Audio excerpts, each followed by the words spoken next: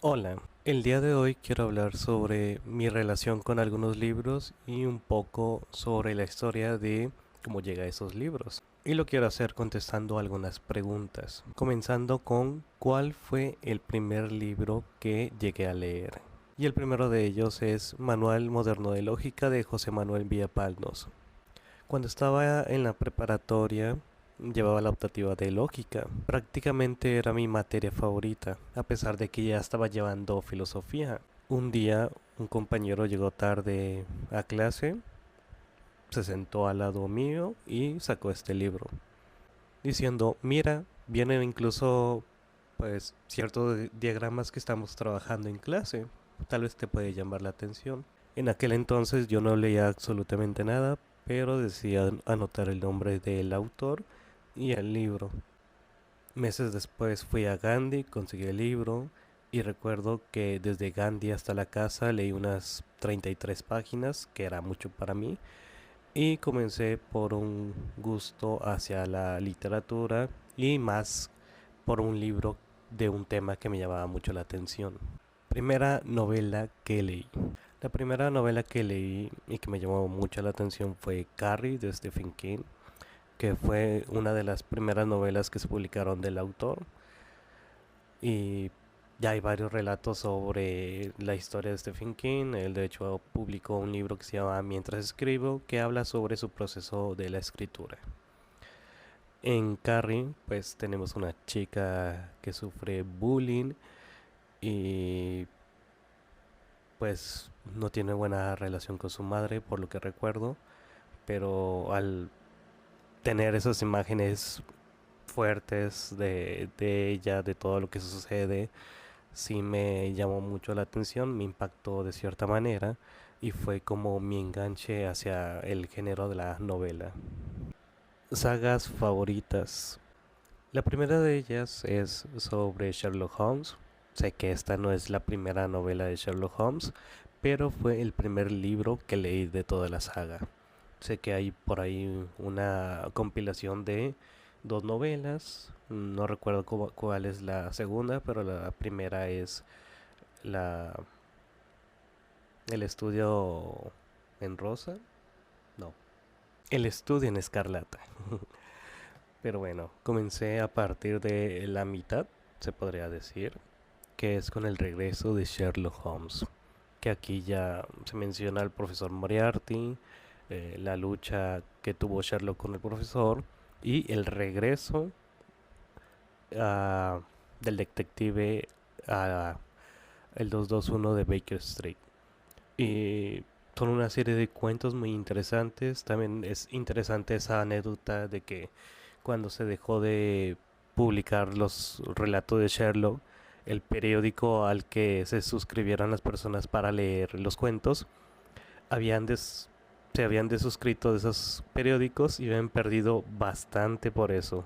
Así que se le solicitó a Sherlock que volviera a darle vida al personaje y pues se da pauta a el libro de El regreso de Sherlock Holmes y los libros posteriores que son una compilación de esos relatos que salían en los periódicos. Otra saga que leí, y esto fue más recientemente, en específico en pandemia, fueron las historias de Harry Potter. En un tiempo donde la pandemia afectó a muchas familias, donde todo era incierto, que era algo nuevo para muchos, porque nunca habíamos presenciado una pandemia o nunca habíamos tenido conciencia de la pandemia. Si fue algo más tranquilo, como si fuera un abrazo al corazón, poder leer algo fantasioso saliendo un poquito de la realidad. Y a pesar de que no tengo tantos recuerdos de esta saga, o tal vez recuerdos vagos, pues es algo que recuerdo con mucho cariño. Libros que regalé de mi biblioteca y no pienso volver a regalar. El primero fue Crimen y Castigo. No sé por qué motivo regalé el libro.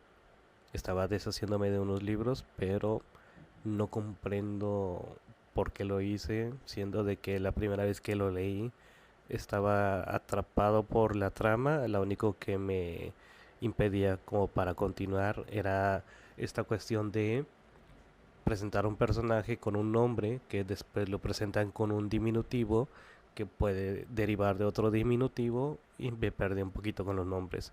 Pero fuera de eso, eh, recuerdo perfectamente eh, la relación que tenía el personaje con la prestamista y lo que sucedió con ella y con su hija, creo que era con su hija. Y es una de las imágenes que siempre recuerdo. No sé, es un libro interesante que llegué a terminar hace varios años y la primera vez que lo había leído lo dejé como a las 100 páginas, desconociendo por qué lo regalé, pero lo volví a conseguir, lo bueno. El libro que había regalado se llamaba Las penas del joven Vetter. Este es Las desventuras. Digo, es otra edición, otra traducción y por eso tiene otro título distinto. Pero lo regalé a una persona que conocía en la universidad, que era una persona importante para mí, que podía contar ciertas cosas y me apoyaba. Y de cierta manera, como de agradecimiento, le di pues esta novela que me encantó, que tal vez es mi novela favorita y refleja de cierta manera como un sentimiento a esa persona. No sé, yo soy de regalar libros conforme a la personalidad que veo o que dejan visible las personas y hago ciertos detalles. Hay personas que me han dicho que les interesa ciertas disciplinas como la medicina y busco cuáles son los libros adecuados para introducirlos a la medicina.